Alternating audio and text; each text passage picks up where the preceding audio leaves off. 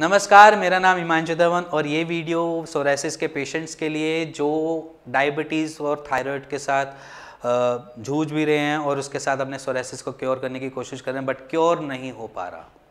कैसे क्योर नहीं हो पा रहा उसके बारे में जानेंगे। सबसे पहले जानेंगे कि थायराइड और डायबिटीज़ आपकी हेल्थ को कैसे डिस्ट्रॉय थोड़ा सा कैसे करती है और जिसकी वजह से आपको सोरासिस क्योर नहीं हो पाता, और फिर थोड़ा बहुत क्योर कैसे हम उसको हैंडल कर सकते हैं उसके बारे में जानेंगे।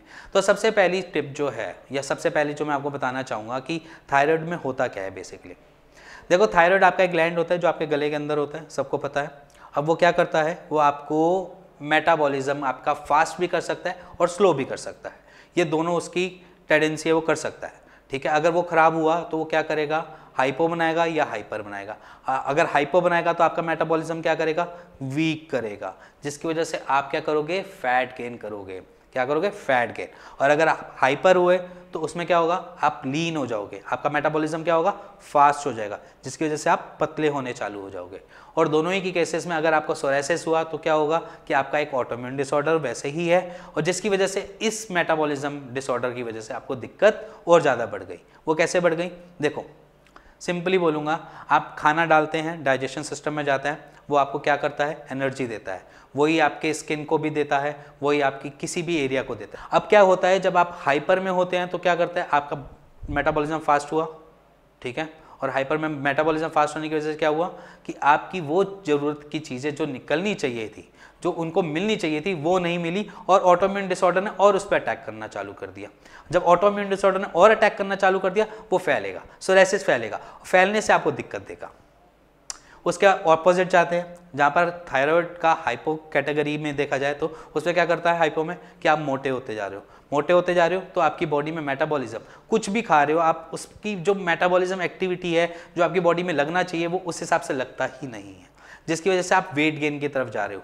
जब वेट गेन भी कर रहे हो और आपकी मेटाबॉलिज्म डिसऑर्डर है, एक तरीके से आपका मेटाबॉलिज्म वर्क ही नहीं ढंग से कर पा रहा, जिसकी वजह से आपको सोरासिस है वो और ज़्यादा फैलेगा। वो क्यों फैलेगा, वो उसके पीछे कारण है।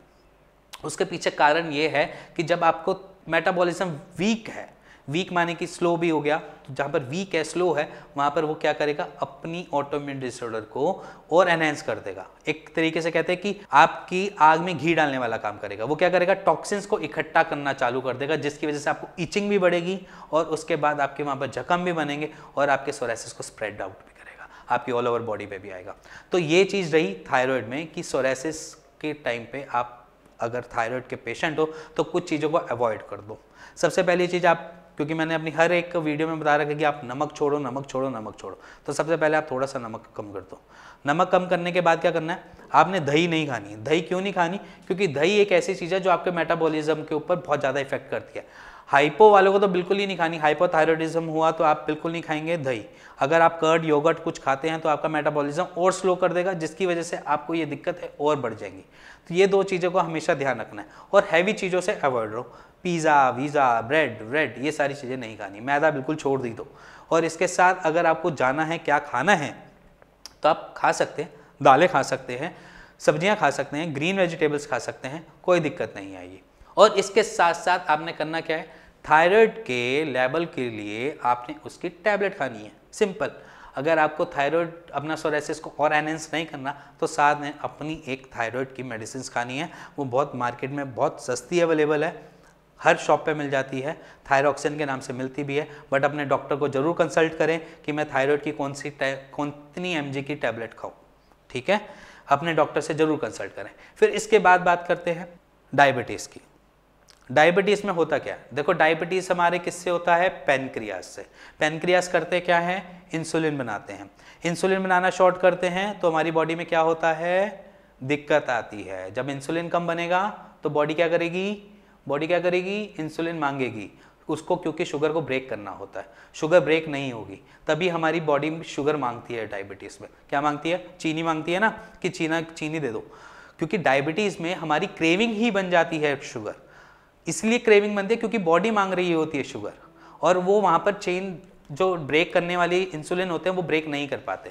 जब वो हमारी शुगर को ब्रेक नहीं कर पाते तो हमारी बॉडी और मांगती है, और जब वो मांगती है तो वो दिक्कत देती है, वो दिक्कत देगी तो आपको और सोरेसिस बढ़ाएगी, क्योंकि आपकी बॉडी एक मेटाबॉलिक डिसऑर्डर से गुजर रही है जहाँ पर आपके इंसुलिन वर्क नहीं कर रहे ढंग से, जिसकी वजह से आपको दिक्कत अराइज होगी, जिसकी वजह से आपको सोरेसिस और एनहेंस करेगा, बढ़ेगा।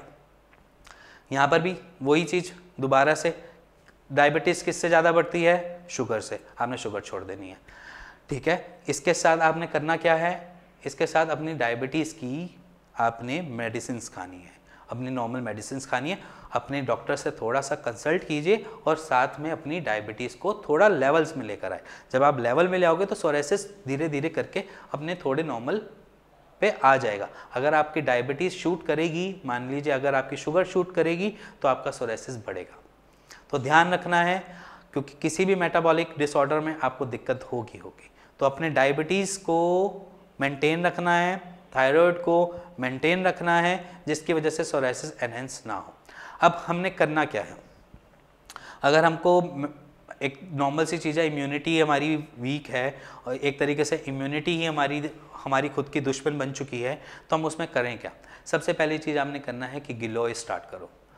कहने के लिए वो तो गिलोय जो होती है वो इम्यूनिटी बूस्टर की तरह काम करती है, आपकी इम्यूनिटी को बूस्ट करती है, बट कई हद तक वो आपके सोरेसिस में थोड़ा सा आपको आराम दे सकती है। इसके साथ साथ अगर आप बहुत ज़्यादा खुजली में हो, आपको इचिंग बहुत ज़्यादा होती है, तो सिंपली आपने करना क्या है कि रात को सोने से पहले और रात सुबह नहाने के बाद नॉर्मल नारियल का तेल लिया, उसके अंदर कैम्फर मिलाया और उसको अप्लाई कर लिया। उससे क्या होगा? आपको इचिंग में आराम मिलेगा। इसके साथ रात को जब आप सोने जाते हैं उससे पहले क्या करना है, एक बारी या गीली कॉटन लेकर अपने उस जगह को थोड़ा सा साफ़ कर लिया, पैचेस को जहाँ पर आपके सोरेसिस बन रहा है उसको थोड़ा सा क्लीन किया, उसके बाद आपने ऑयल अप्लाई कर लिया, जिससे फर्दर खुजली ना हो, जिससे कोई भी जख्म ना बने सोरेसिस में। और क्या कर सकते हैं आप? और इसमें आप अलग अलग चीज़ें कर सकते हैं। जैसे आपके सोरेसिस में दूध पीना मना नहीं करवाते, आप दूध आराम से ले सकते हैं। दूध और हल्दी को ले लीजिए। हल्दी क्या होती है? एंटीसेप्टिक भी होती है, हीलिंग में भी काम करेगी, ठीक है, और एंटी इन्फ्लेमेटरी भी होती है। क्या करती है? आपकी सूजन को कम करना। सोरेसिस के पेशेंट्स में हम देखते हैं कि स्वेलिंग होती है, और इसके साथ साथ मेटाबॉलिक डिसऑर्डर्स में भी हल्दी बहुत अच्छा काम करती है। तो आपने क्या करना है? गर्म दूध में ले सकते हैं, ऐसा नहीं है कि पूरा गिलास भर के पीना है, एक कम, क्योंकि सबको ज़रूरी नहीं है कि दूध टॉलरेंट हो, क्योंकि बहुतों को दूध से इंटॉलरेंस भी होती है। तो आप जिनको इंटॉलरेंस है वो थोड़ा सा पानी में ले लें, पानी में ले लो, थोड़ा सा गर्म पानी में डाल के आराम से, चाहे सिप सिप करके ले ले, चाहे एक ही बारी पी जाए, कोई मैटर नहीं करता कि कैसे पीना, बट आपने थोड़ी सी हल्दी ले लेनी है जो आपको हेल्प करेगी। इसके साथ आप और क्या कर सकते हैं? इसके साथ आप एक बेटर ट्रीटमेंट ले सकते हैं, एक आयुर्वेद ट्रीटमेंट ले सकते हैं जो आपको सोरेसिस से बाहर निकाल सकता है। सोरेसिस के ऊपर आप विजय पा सकते हैं और कॉल करके हमारे डॉक्टर या मेरी टीम से बात भी कर सकते हैं। और अगर आपको ये वीडियो पसंद आई हो, थोड़ी समझ आई हो, तो please like share bell icon दबा दीजिएगा। Thank you and thank you.